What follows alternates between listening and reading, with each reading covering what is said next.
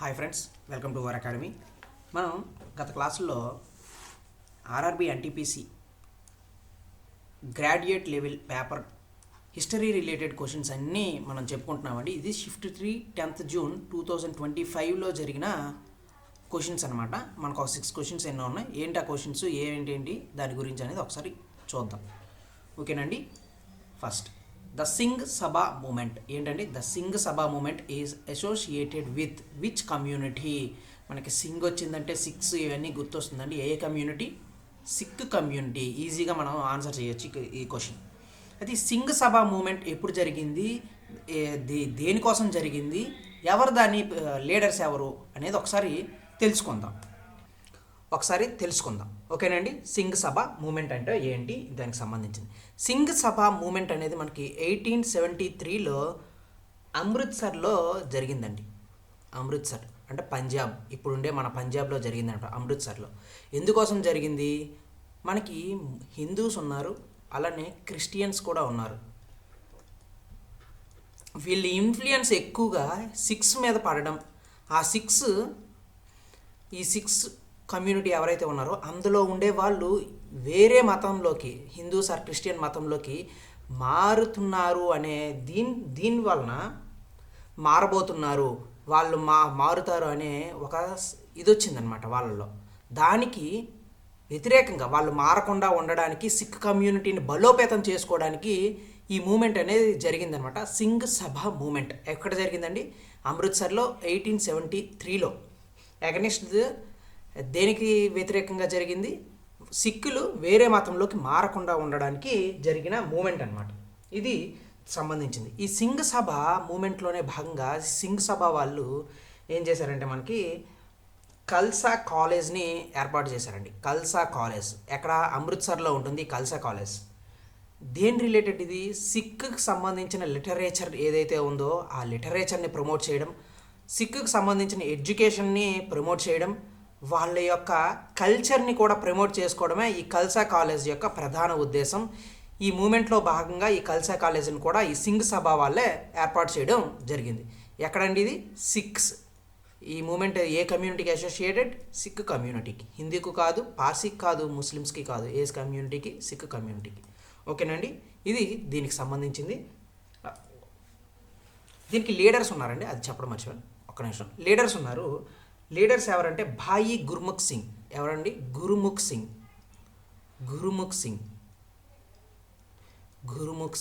భాయి గురుముఖ్ సింగ్. ఈ మూమెంట్ని లీడ్ చేసిన వాళ్ళు ఎవరు అని అంటే భాయి గుర్ముఖ్ సింగ్ అండ్ బాబా ఖేమ్ సింగ్ బేడి. ఎవరండి? బాబా ఖేమ్ సింగ్ బేడి.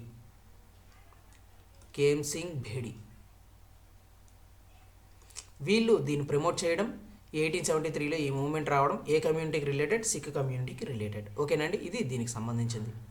నెక్స్ట్ క్వశ్చన్ చూద్దాం. Who was the head of Kayastha community? Kayastha కమ్యూనిటీకి హెడ్ ఎవరు అని చెప్పి ఈ సెకండ్ క్వశ్చన్లో ఇచ్చారు. మనకి కాయస్థా కమ్యూనిటీ ఎక్కడ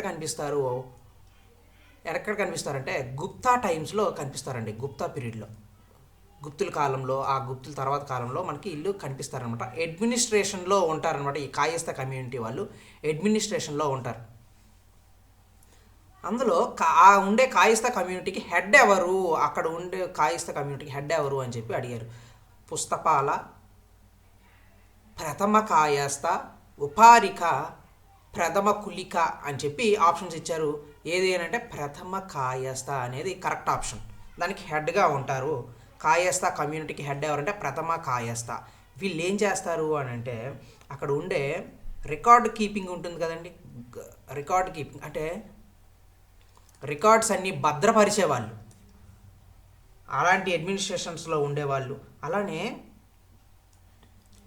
వీళ్ళు అడ్మినిస్ట్రేషన్లో కొన్ని రికార్డ్ కీపింగ్, అలాగే అడ్వైజరీ కౌన్సిల్స్లో కూడా గుప్తల టైంలో ఉండేవాళ్ళు అనమాట. ఈ ప్రథమ కాయస్థ హెడ్గా ఉండేవాళ్ళు వీటికి. ఈ కాయస్థ కమ్యూనిటీకి ఉండే ప్రథమ కాయస్థ హెడ్గా ఉండేవాళ్ళు ఏంటంటే రికార్డ్ కీపింగ్ లాంటివి. అలాగే అడ్మినిస్ట్రేషన్లో డిస్ట్రిక్ట్ కౌన్సిల్స్లో అడ్వైజరీ పనులు చేసేవాళ్ళు అంట, సలహాలు ఇచ్చే పనులు చేసేవాళ్ళు డిస్ట్రిక్ట్ కౌన్సిల్స్లో. అప్పుడు ఉండే గుప్తా టైంలో ఉండే డిస్ట్రిక్ట్ కౌన్సిల్స్లో. ఓకేనండి. ఇది కాయస్థా కమ్యూనిటీకి రిలేటెడ్ క్వశ్చన్. ఓకేనా, ఇది దీనికి సంబంధించింది. Next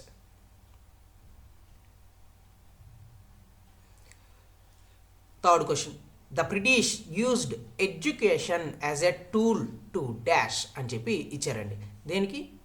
reform Indian society, expand Indian trade, strengthen colonial rule, support women empowerment అని చెప్పి ఇచ్చారు. దేనికి ఎడ్యుకేషన్ని వాళ్ళు ఒక టూల్గా వినియోగించుకున్నారు అని చెప్పి ఇచ్చారు. ఏంటి దానికి సంబంధించిందంటే బ్రిటిష్ ఎడ్యుకేషన్స్లో మనకి ప్రధానంగా చెప్పుకోవాల్సినవి 2 కమిటీలు ప్రధానంగా కనిపిస్తాయండి. మెకాలే మినిట్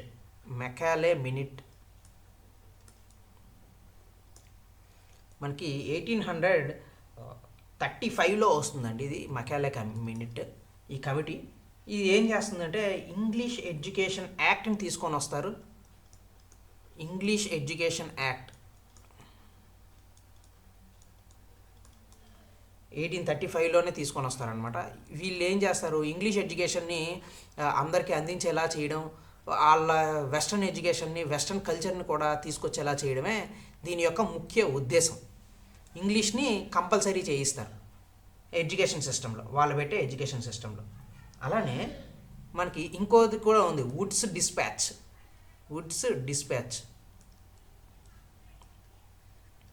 ఇది ఎప్పుడు వచ్చింది? 1854లో వచ్చింది. 1854లో. ఇది Magna Carta of English education అని కూడా అంటారు. మ్యాగ్నా కార్టా ఆఫ్ చాలా చాలా ఇంపార్టెంట్. ఇది వుడ్స్ డిస్పాచ్ ఎప్పుడు ఇచ్చారు అంటే 1854లో. Magna Carta of English education.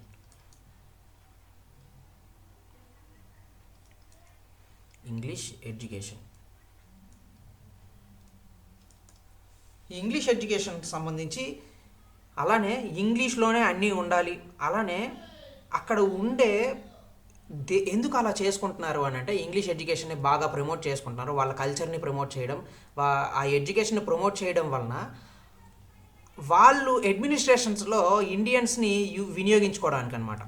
వాళ్ళ అడ్మినిస్ట్రేషన్లో ఇండియన్స్ని వినియోగించుకొని వాళ్ళ డబ్బులు వాళ్ళకే తక్కువ జీతాలకి వీటికి వినియోగించుకోవడం కోసం వీళ్ళు ఇలా చేసుకున్నారనమాట. వాళ్ళ రూల్స్, వాళ్ళ కొలోనియల్ రూల్ ప్రమోట్ చేసుకోవడం కోసం, స్ట్రెంగ్తన్ చేసుకోవడం కోసం, దాంతోపాటుగా అక్కడ ఉండే వాళ్ళందరినీ కూడా ఇంగ్లీష్ వాళ్ళ కల్చర్ని నాశనం చేసే విధంగా కూడా ఈ ఇంగ్లీష్ ఎడ్యుకేషన్ని తీసుకొని వచ్చారు.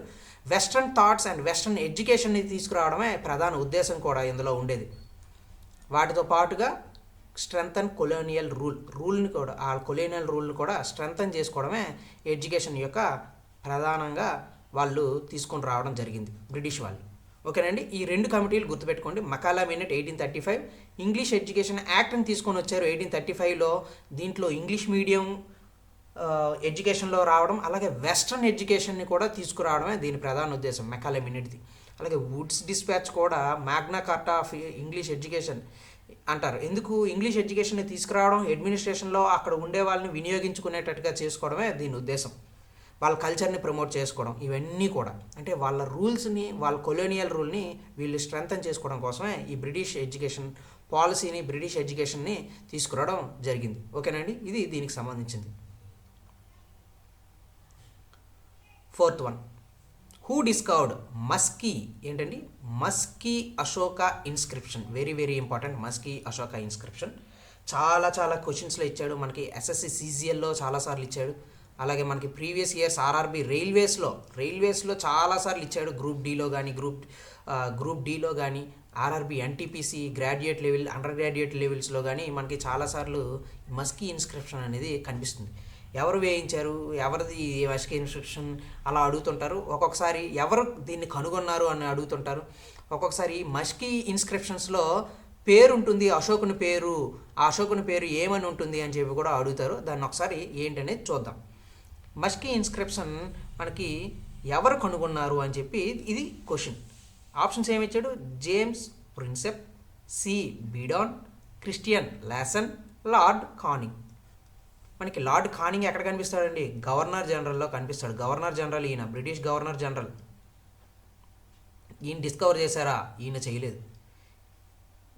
ఈ క్రిస్టియన్ లాసన్ జర్మనీ, ఈయన జర్మనీ అతను. ఈ జర్మనీ అతను అలాగే సాంస్క్రిట్ ఏదైతే ఉందో ఆ సాంస్క్రిట్ని బాయిన ఈయన చాలా వర్క్స్ చేశారనమాట. అంటే ఈయన కాదు, సి బిడాన్ ఒక బ్రిటిష్కి సంబంధించిన ఒక ఆఫీసర్. ఈయన మస్కీ శాసనాన్ని కనుగొనడం జరిగింది మైనింగ్ చేస్తున్న సమయంలో. ఓకేనండి. ఈ జేమ్స్ ప్రిన్సెప్ అశోకుడికి సంబంధించి ఇన్స్క్రిప్షన్స్ ఏవైతే ఉన్నాయో అవి బ్రహ్మీ స్క్రిప్ట్ అండ్ ఖరోష్టి స్క్రిప్ట్స్లో ఉన్నాయి. వాటిని కనుగొన్నది, వాటిని చదవగలిగింది, అర్థం చేసుకొని చదవగలిగింది ఎవరు అని అంటే జేమ్స్ ప్రిన్సెప్. ఎవరండి? James Prinsep. అశోకుడు శాసనాలని అర్థం చేసుకొని చదవగలిగింది ఎవరు అని అంటే జేమ్స్ ప్రిన్సెప్. ఈయన డిస్ఫర్ చేశారు. అవి బ్రహ్మీ స్క్రిప్ట్లో ఉన్నాయి, అలాగే ఖరోష్టి స్క్రిప్ట్లో ఉన్నాయి. వాటిని అన్నింటినీ చదవగలిగింది ఎవరు అంటే జేమ్స్ ప్రిన్సెప్. ఎవరు దీని మస్కీ శాసనాన్ని కనుగొన్నది? సి బిడాన్. ఎవరండి? సి బిడాన్. ఒకసారి మస్కీ శాసనం గురించి ఒకసారి చిన్న 2 విషయాలు చూద్దాం. మస్కీ ఇన్స్క్రిప్షన్ ఎక్కడ మనకు కనిపిస్తుందంటే రాయచూర్ ఇన్ కర్ణాటక. కర్ణాటకలో ఉండే రాయచూర్లో మనకి మస్కీ ఇన్స్క్రిప్షన్ అనేది కనిపిస్తుంది, అశోకుడు వేయించింది. ఈ మస్కీ ఇన్స్క్రిప్షన్లో దీంట్లో ఏమనుందంటే ధమ్మ గురించి ఉంది. అశోకుని ధమ్మ ఉంది కదా, మోరల్ కాండాక్ట్ గురించి చెప్తుంది. బుద్ధిజంకి సంబంధించినవి, వీటికి సంబంధించినవి అన్నీ మిక్స్ చేసి ధమ్మ అనే విధానాన్ని, మతాన్ని తీసుకొని వచ్చారు కదా విధానాన్ని. ఆ విధానం గురించి ఈ మస్కీ శాసనంలో ఉంటుంది. అలానే దేవనాం ప్రియ అశోక అని కూడా ఉంటుంది. దేవనాం ప్రియ అశోక అనే నేమ్ కూడా టైటిల్తో ప్రతి శాసనంలో అశోకుడికి సంబంధించిన శాసనాల్లో దేవనాం ప్రియ అశోక అని ఉండదు, ప్రియదర్శి అని ఉంటుంది. ప్రియదర్శి అని ఉంటుంది అన్ని శాసనాలు, ఆల్మోస్ట్ అన్ని శాసనాలు. కానీ మస్కీ శాసనంలో దేవనాం ప్రియ అశోక, తన అశోక అనే పేరుని కూడా మెన్షన్ చేస్తూ ఉన్న శాసనం ఏది అంటే ఈ మస్కీ శాసనం. ఓకేనండి, ఇది గుర్తుపెట్టుకోండి. ఈ మస్కీ శాసనాన్ని కనుగొన్న సి బిడానే, కానీ దీన్ని చదివి అర్థం చేసుకుంది, డీటెయిల్డ్గా ఎక్స్ప్లెయిన్ చేసింది మాత్రం రాబర్ట్ సీవెల్. ఇది గుర్తుపెట్టుకోండి. ఈయన చదివే డీటెయిల్డ్ ఎక్స్ప్లెనేషన్ కూడా ఇచ్చింది. డీటెయిల్డ్గా దాన్ని చదివింది ఎవరంటే రాబర్ట్ సీవెల్. కానీ కనుగొన్నది ఎవరు, డిస్కవర్ చేసింది ఎవరు? సి బిడాన్. ఎప్పుడు 1915లో ఈయన కనుగొన్నారనమాట సి బిడాన్. ఎక్కడుంది ఇది? రాయచూర్లో ఉంది. ఓకేనండి, ఇవి ప్రధానంగా దాంట్లో తెలుసుకునేవి. ఓకేనండి, నెక్స్ట్ క్వశ్చన్కి వెళ్దాం. Okay, 5th question. In Harappa civilisation cire perdue or lost wax process was used to make statue of which material అని చెప్పి ఇచ్చారు. ఒక స్టాట్యూస్ లాంటివి మెటీరియల్స్ని చేస్తారు, లాస్ట్ వ్యాక్స్ ప్రాసెస్ అని చెప్పి. ఆ ప్రాసెస్ ద్వారా హరప్పన్ సివిలైజేషన్లోని మెటీరియల్స్ తయారు చేశారు. ఆ మెటీరియల్స్ ఏంటి, ఏ మెటీరియల్తో ఏం చేశారు అని చెప్పి అడిగారు. ఓకేనండి, లాస్ట్ వ్యాక్ ప్రాసెస్ ఏంటి? ప్రాసెస్ అంటే ఏం లేదండి, చిన్న మట్టి అచ్చులు లాంటివి ఉంటాయి, ఇలా వాటిని తయారు చేసి వాటి కిందన చిన్న హోల్ పెడతారు. ఆ హోల్లోని ఏ మెటల్ అయితే మనం వేయాలనుకుంటున్నామో ఆ మెటల్ వేస్తారు. దాంతో ఇక్కడ మనకి అచ్చులు ఉన్నాయి కదా, ఆ అచ్చుల ప్రకారంగా ఈ మెటల్ అలా దానికి సెట్ అయ్యి ఒక బొమ్మ కానీ లేకపోతే ఇంకేదైనా వస్తువు కానీ తయారయ్యే ఛాన్సెస్ ఉంటాయన్నమాట. అలా తయారవుతుంది, ఛాన్సెస్ కాదు, అలా తయారవుతుంది అనమాట. అలా తయారవడాన్ని మనం లాస్ట్ వ్యాక్స్ ప్రాసెస్ అని అంటాం. ప్రధానంగా మనకి ఇండస్ వ్యాలీ సివిలైజేషన్లో ఇది కనిపిస్తుంది. ఇండస్ వ్యాలీ సివిలైజేషన్లో మనకి మొహంజోదారో, ఎక్కడండి? మొహంజోదారోలో డాన్సింగ్ గర్ల్ కనిపిస్తుంది. డాన్సింగ్ గర్ల్ని అక్కడ అక్కడ ఉంది కదా డాన్సింగ్ గర్ల్ ఐడల్ స్టాట్యూ, ఒక బ్రాంజ్ స్టాట్యూ ఉంది కదా చిన్నది. ఆ స్టాట్యూని మొహంజోదారోలో కనుగొన్నారు. ఆ మొహంజోదారోలో కనుగొన్న డాన్సింగ్ గర్ల్ స్టాట్యూని ఈ ప్రాసెస్ ద్వారానే, ఈ టెక్నిక్ ద్వారానే వీళ్ళు తయారు చేయడం జరిగింది. ఎవరు? ఇండస్ వ్యాలీ పీపుల్ అనమాట. Indus valley people, Harappan civilisation people ఈ లాస్ట్ వ్యాక్స్ ప్రాసెస్ ద్వారానే ఈ డాన్సింగ్ గర్ల్ని తయారు చేశారు. దేంతో తయారు చేశారు? Lost wax process. ఏ మెటల్తో తయారు చేశారు? ఏ మెటీరియల్తో? బ్రాంజ్. ఏదండి? బ్రాంజ్. స్టోన్ కాదు, గోల్డ్ కాదు, టెర్రకోట కాదు. టెర్రకోట అంటే మట్టి బొమ్మలు. ఈ మట్టి బొమ్మలు ఎక్కువగా ఎక్కడ ఉన్నాయి? మొహంజొదారోలోనే ఎక్కువగా ఉంటాయి మా ఇండస్ వ్యాలీ సివిలైజేషన్లో మొత్తానికి చూసుకుంటే. ఓకేనండి. ఈ బ్రాంజ్ అంటే ఏంటి? కాపర్ ప్లస్ టిన్ కలిపి మనకి వచ్చిన ఎలోనే ఈ బ్రాంజ్ అని అంటాం, కంచు. ఓకేనా? ఇది దీనికి సంబంధించింది. ఓకేనండి, అర్థమైంది కదా?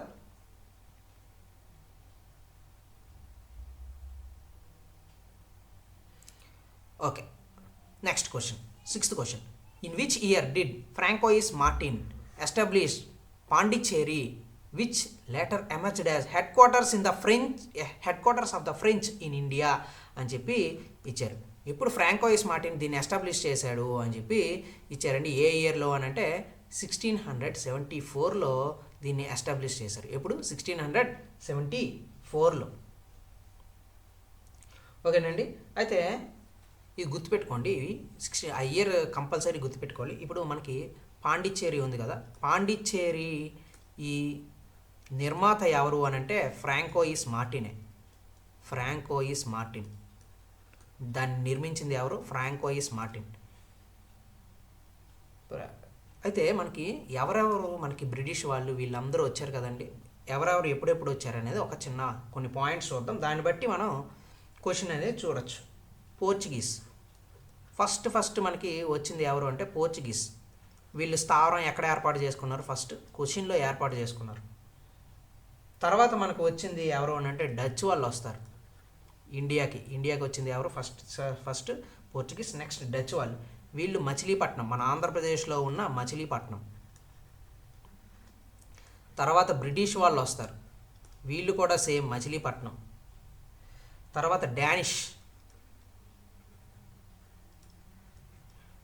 వాళ్ళు వస్తారు, వీళ్ళు తంజావూరు, తమిళనాడు దగ్గర ఉన్న తంజావూరు. అలానే మనకి ఫ్రెంచ్ వాళ్ళు ఉంటారు. మనకి ఫ్రెంచ్ వాళ్ళు సూరత్లో ఫస్ట్ ఏర్పాటు చేసుకుంటారు. సూరత్ తర్వాత మనకి మచిలీపట్నం ఈ ఏరియాస్కి వస్తారు. ఈ మచిలీపట్నం ఏరియాస్కి వస్తారు. దాని తర్వాత మనకి పాండిచ్చేరిని వీళ్ళు ఆక్రమించుకుంటారు అనమాట. పాండిచ్చేరిలో మెయిన్ ట్రేడ్ సెంటర్గా ఇది మారుతుంది ఫ్రెంచ్ వాళ్ళకి పాండిచ్చేరి. దీన్ని ఎవరు నిర్మించారు అని అంటే ఫ్రాంకోయిస్ మార్టిన్. ఎప్పుడు ఇది చేశారు? 1674లోని దీన్ని ఏర్పాటు చేయడం జరిగింది. ఎవరు? Francois Martin. First governor general అనమాట ఫ్రెంచ్కి. First governor general of French.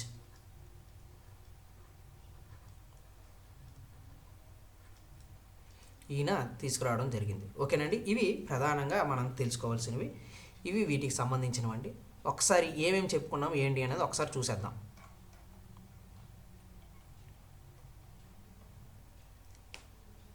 Okay, Singh Sabha moment అన్నామండి. Singh Sabha moment ఎవరిది రిలేటెడ్? ఈ కమ్యూనిటీకి, సిక్ కమ్యూనిటీకి. ఇది 1873 అమృత్సర్లో.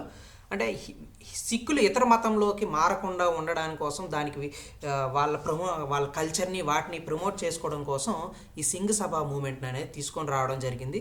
గురుముఖ్ సింగ్, బాబా కేమ్ సింగ్ బేడి వీళ్ళు లీడ్ చేసి ఈ మూమెంట్ని తీసుకొని వచ్చారు. వాళ్ళు ఖల్సా కాలేజ్ని కూడా అమృత్సర్లో ఏర్పాటు చేశారు. సిక్ ఎడ్యుకేషన్ని, సిక్ కల్చర్ని, అలాగే సిక్స్ని వేరే మతంలోకి వెళ్లకుండా ఉండేటట్టుగా సిక్ కమ్యూనిటీని కూడా బలోపేతం చేసుకోవడం కోసం ఈ కాలేజ్ని ఏర్పాటు చేయడం జరిగింది. ఓకేనండి.